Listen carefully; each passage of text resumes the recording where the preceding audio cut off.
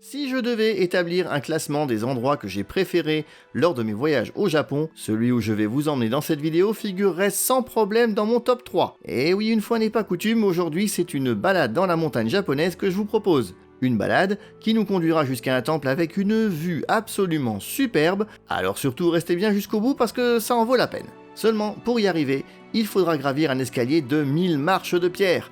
Et ouais, sympa la promenade, hein. Heureusement, les paysages que l'on va traverser ont de quoi motiver. Bon, j'ai mes bonnes chaussures, des bouteilles d'eau, pourtant il me manque quelque chose. Mais quoi? Ah, je sais, un bon gros pouce d'encouragement de votre part. Voilà qui devrait m'aider à monter ces 1000 marches. Et avec un abonnement, je les monte même en courant. Prêt? Alors c'est parti pour une belle balade dans Japon Express.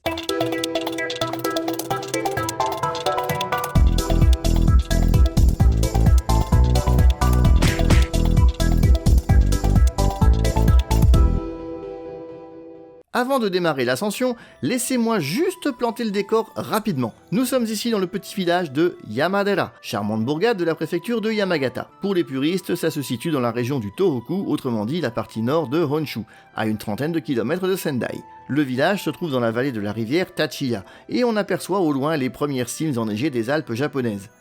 Le nom de Yamadera signifie littéralement « le temple de la montagne ».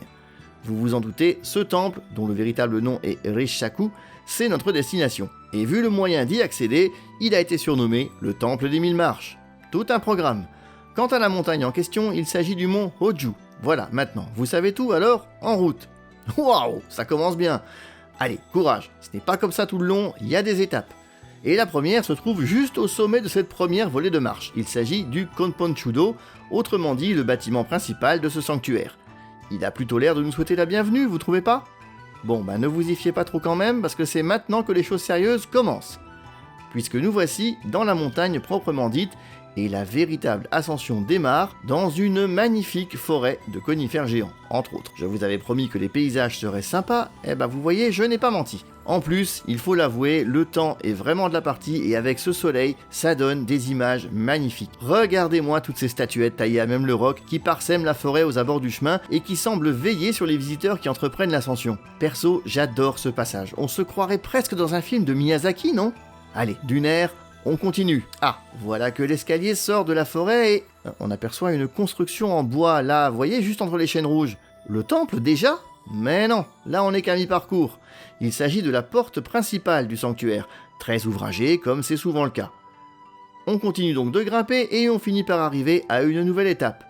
On se trouve ici à une altitude de 378 mètres. Bon, ok, c'est pas grand chose, mais le plus dur est fait. À ce stade, il ne nous reste plus qu'une petite centaine de marches, 3 fois rien quoi. Et une fois parvenus au sommet, à 417 mètres d'altitude, nous sommes enfin au cœur du sanctuaire, le fameux temple de la montagne, l'Okuno-in, c'est-à-dire le bâtiment des lanternes. À l'intérieur se trouve un Daibutsu-den, autrement dit un hall dédié au grand Bouddha. On vient donc de monter un millier de marches, je crois qu'on a bien le droit de souffler un peu, et aussi de contempler le paysage promis, autrement dit, celui de la vallée que surplombe le sanctuaire. Bon, ça valait le coup de monter jusqu'ici, n'êtes pas d'accord? Allez, je me tais quelques secondes, et je vous laisse en profiter.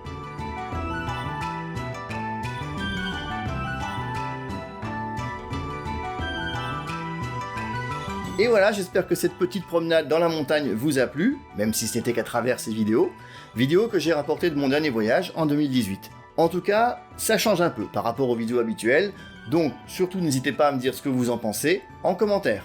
Évidemment, j'ai filmé d'autres lieux au cours de mes voyages, pas beaucoup mais quand même quelques-uns, donc je pourrais vous en proposer d'autres à l'occasion. Et comme je le disais en introduction, Yamadera c'est vraiment un endroit que j'ai adoré. L'ascension n'est en réalité pas bien difficile, et c'est une super balade à faire dans la région, donc n'hésitez pas si vous en avez l'occasion un jour. Voilà, comme toujours, pensez à liker, commenter, partager et à vous abonner si c'est pas encore fait. Matane!